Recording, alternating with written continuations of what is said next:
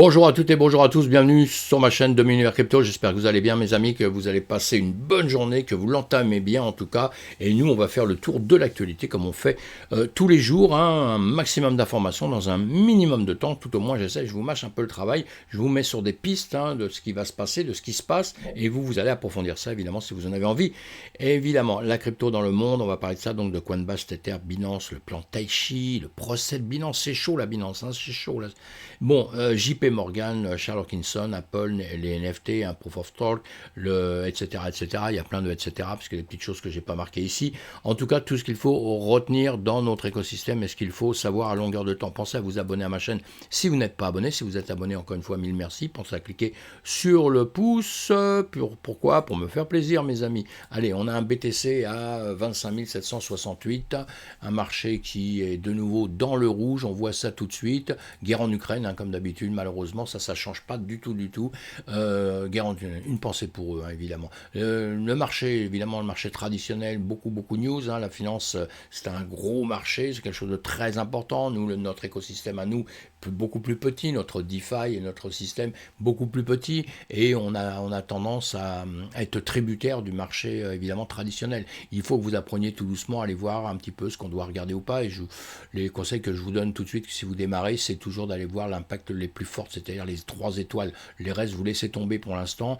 Attendez d'apprendre et vous regardez le marché américain, le S&P 500, le Nasdaq, le Dow Jones, des choses comme ça à la limite, hein, mais vous laissez tomber tout le reste qui va être trop compliqué pour vous au démarrage, hein, mais une fois que vous aurez un peu maîtrisé ça, vous pouvez maîtriser tout ce qu'il y a autour. Donc tous les jours, il y a des news, hein, là on a RBA, la RBA, je vais vous laisser un petit article là-dessus, la RBA devrait maintenir son taux de référence à 3,85, même si l'inflation dépasse largement l'objectif fixé. Les économistes s'accordent à penser que les taux continueront d'augmenter cette année, mais sont divisés sur le moment et le niveau auquel ils atteindront leur maximum.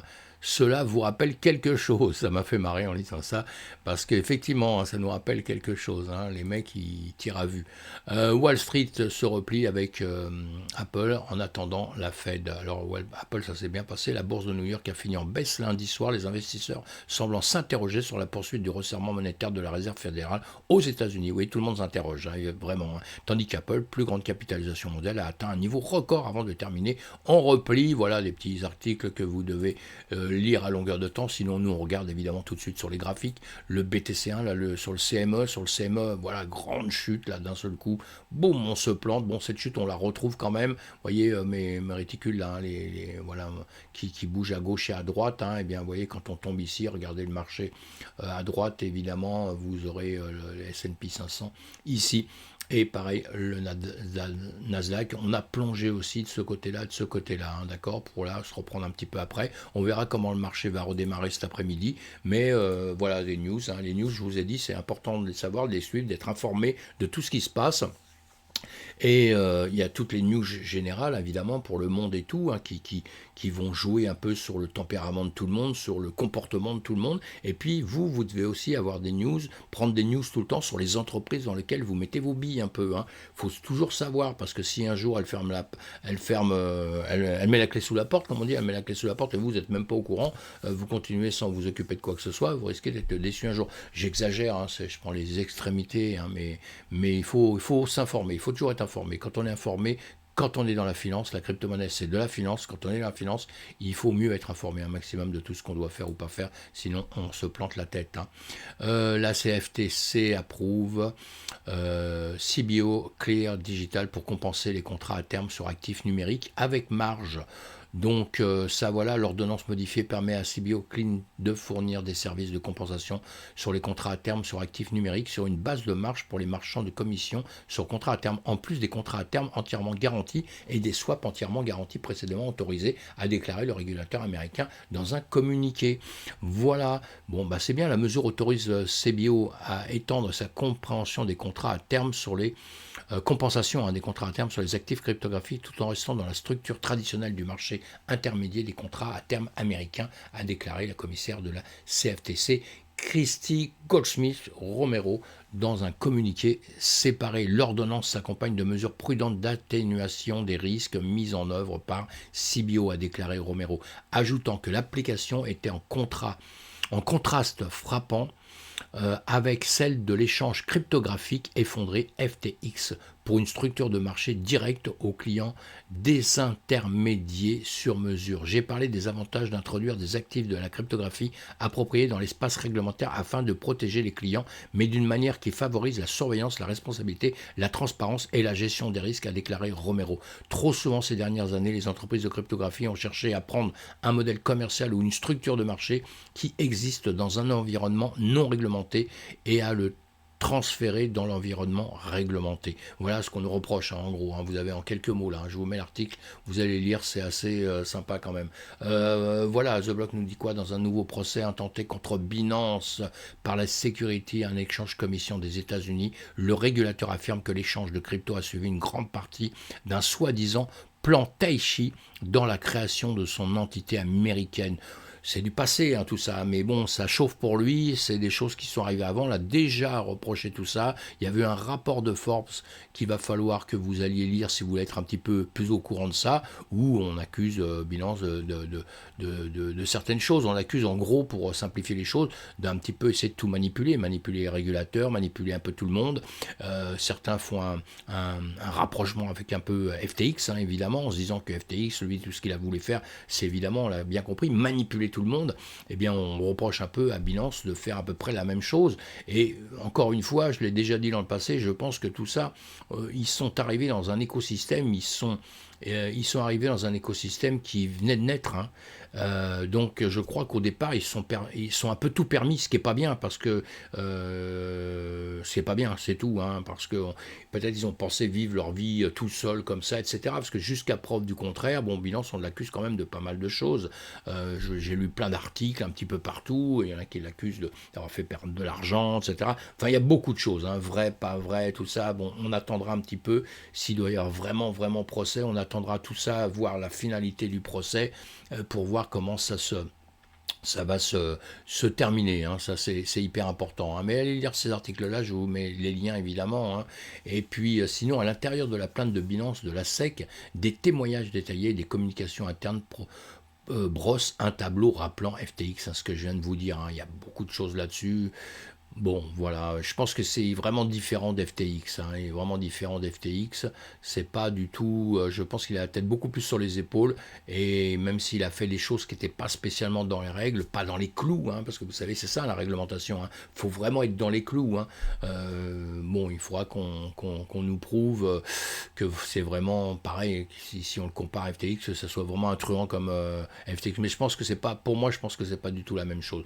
Allez lire tout ça, on n'a pas le temps d'en parler sur une petite vidéo très courte, mais sinon on en parlera autrement, évidemment que c'est hyper intéressant. Binance dit qu'il défendra vigoureusement notre plateforme contre le procès de la SEC, évidemment. Binance se défendra vigoureusement contre les revendications de la SEC contenant dans un procès déposé lundi. Le régulateur américain a accusé Binance et son PDG, Shenzhen Zhao, d'avoir violé les lois américaines sur les valeurs mobilières et d'avoir orchestré un vaste réseau de tromperies pour masquer ses activités dans le pays. Vous voyez, c'est chaud. Dans la déclaration, Binance a fait valoir qu'il cherchait à coopérer avec la SEC et à rechercher un règlement concernant les enquêtes précédemment signalées par l'agence sur l'échange de crypto.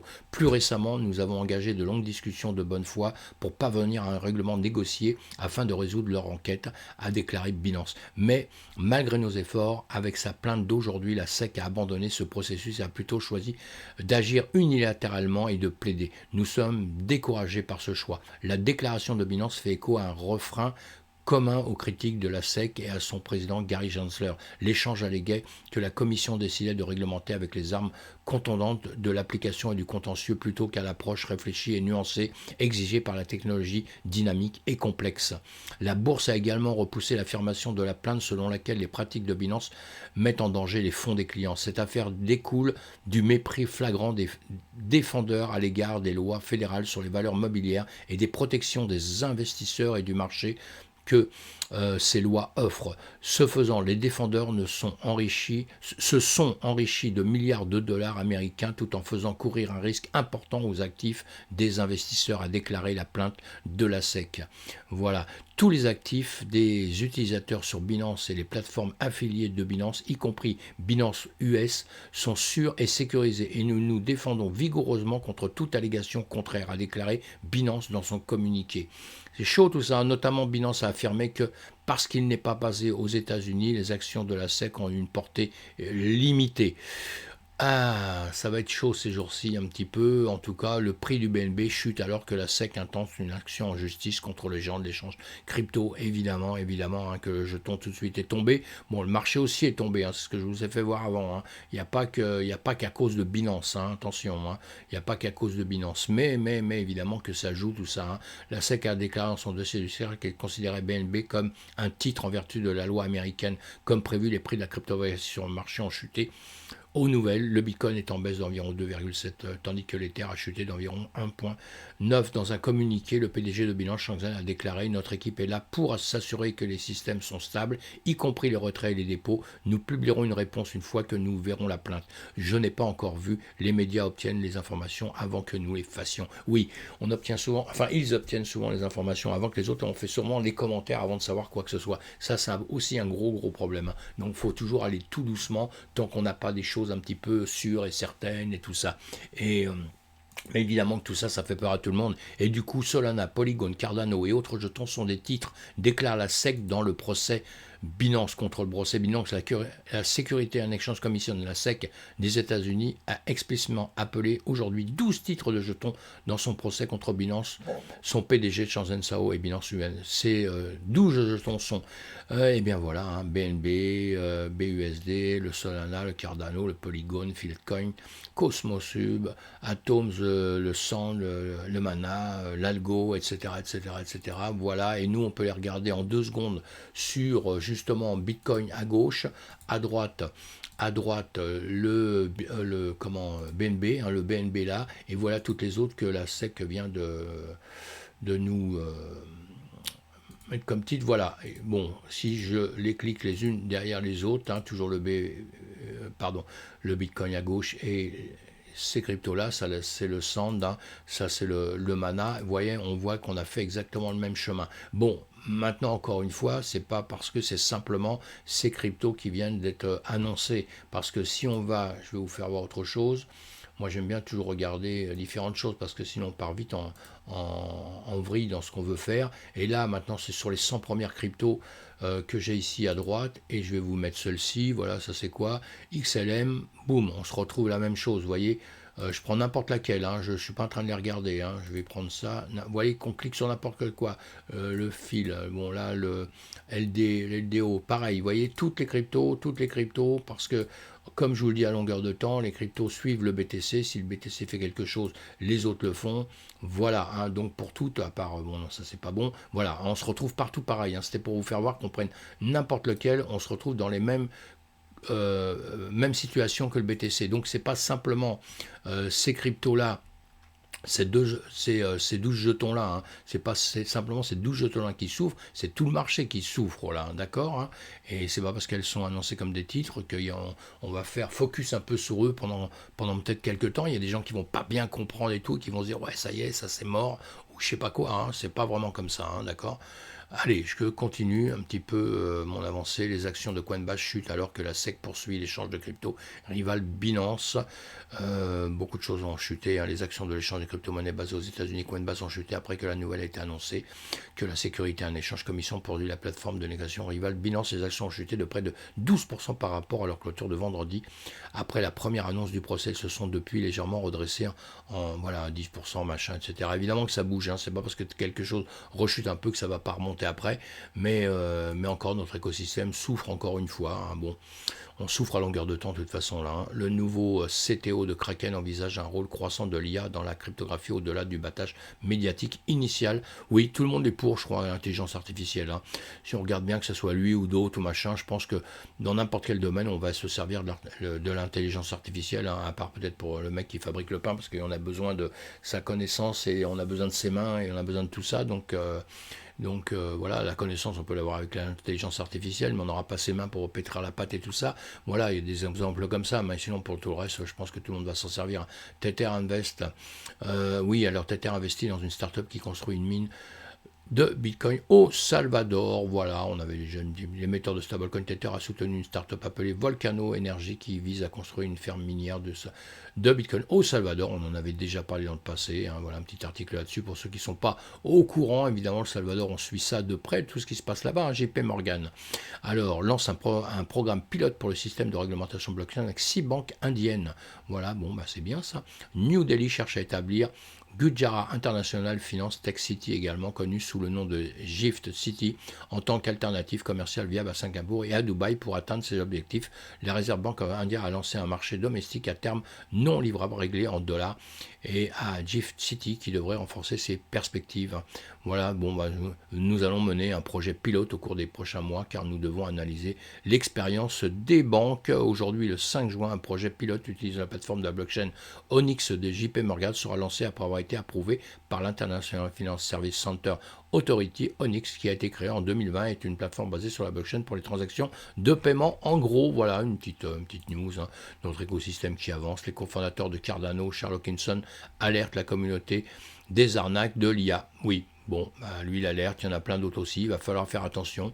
L'IA, ça peut être extraordinaire, c'est quelque chose d'extraordinaire, évidemment qu'il y en a qui vont s'en servir pour aller nous pondre des arnaques à droite à gauche. Donc, allez, vous allez lire tout ça, je ne vais pas vous faire les commentaires dessus, vous mettez les liens en dessous. Et en parlant d'arnaque, comment les utilisateurs ont perdu 1,8 million de dollars, j'en ai déjà parlé hier, j'en reparle hier, parce que des escroqueries cryptographiques, il y en a des tonnes, donc les influenceurs pareil, et là, simplement, on a juste dit aux gens, envoyez-nous des sous, sans qu'on vous donne rien en échange, et il y a une tonne de mecs qui donnent de l'argent. J'espère qu'après ça il y aura une action quelconque quand même, parce que c'est quand même influenceur. Donc voilà, bon, je sais pas, ça me paraît tellement nul que j'en reparle un peu, et je vais en parler sans en parler, parce que je dis que ça c'est tellement con. C'est pas parce qu'on vous dit envoyez-moi de l'argent que vous allez m'envoyer de l'argent, c'est pas possible ça. Je comprends pas, c'est quelque chose que je comprends pas, et j'ai déjà dit hier ça, et pareil, si vous avez de l'argent à gaspiller, mes amis, aidez vos proches, aidez vos voisins, aidez vos amis, aidez votre famille, aidez voilà, même quelqu'un dans la rue qui est sur le trottoir, qui dort sur le trottoir, vous avez trop d'argent à dépenser, aidez ces gens-là, n'allez pas balancer dans les NFT pourris, à aller enrichir une seule personne qui a déjà pas besoin d'argent, à la limite, c'est con quoi, c'est n'importe quoi. NFT, Swarovski effectue un dépôt de marque pour les objets virtuels dans le Web3, grosse marque, bientôt dans le Metaverse, peut-être les présents expériences de World. Par le passé, la société à l'effigie d'un signe a participé à plusieurs collections de NFT. Il y a plus d'un an, le joaillier avait collaboré avec la marque Croc, connue pour ses chaussures en caoutchouc composées de multitrous afin de réaliser une collection NFT en quantité. J'adore ces pompes-là. C'était la grande mode à un moment donné. J'adore ça. Et puis voilà, allez, ce sont des marques importantes qui rentrent dans les NFT. Il y en a beaucoup, évidemment. Apple, avec son casque, Apple. Alors, lui, le nouveau casque d'Apple pourrait changer la façon. Je bois mon café parce que j'ai la gorge, c'est dur le matin de parler calme, tout de suite comme ça. Apple a lancé lundi son nouveau casque de réalité mixte Vision Pro, jetant son chapeau dans l'arène, déjà saturé de la technologie numérique immersive face à des concurrents puissants comme HoloLens de Microsoft, Oculus de Meta et Magic Leap. Voilà, Apple a fini son appareil comme un ordinateur spatial révolutionnaire qui mélange de manière transparente le contenu numérique avec le monde physique, tout en permettant aux utilisateurs de rester présents et connectés aux autres. C'est pas mal ça. C'est pas mal. Allez, on verra, j'adore ça. On verra ça. On va étudier tout ça. Proof of Talk. Alors, les NFT bar au Palais du Louvre. Ouais, Palais du Louvre, NFT. Grave, deux noms que j'aime bien. J'aime bien NFT et Palais du Louvre. J'adore. L'exposition At First Glance sera le point d'orgue de Proof of Talk organisé par Lucia Osanda, fondatrice de studio Leggero. Elle promet une expérience artistique immersive. L'objectif, susciter une réelle interaction entre les œuvres NFT et le public, invitant chacun à dépasser la première impression pour appréhender le sens des créations présentées. Parmi les 12 artistes sélectionnés pour cette exposition se trouvent des noms tels que Adi Wagenknecht, bon, et plein d'autres, avec des noms pareils, j'aurais du mal à les dire. Allez, je plaisante, allez voir tout ça, c'est Magali qui nous fait cet article-là. de Journal du Coin, comme je vous dis, à longueur de temps. Allez liker les gens qui nous font des articles, allez partout, vous les likez, vous allez suivre sur Twitter, partout. Ils font un gros boulot, faut entretenir tout ça, il faut prendre l'habitude de le faire. Un article qui vous plaît quelque part, eh bien vous allez, vous likez, hein, il passe du temps à ça. Hein. Voilà mes amis, allez pour aujourd'hui, c'est bon, bah on est encore, c'est un peu chaud encore une fois, mais bon, c'est pas le bout du monde non plus. Hein. En espérant que Binance, c'est pas FTX mes amis. Sinon, on va pleurer. Allez, je ne crois pas. À plus tard. Bye bye.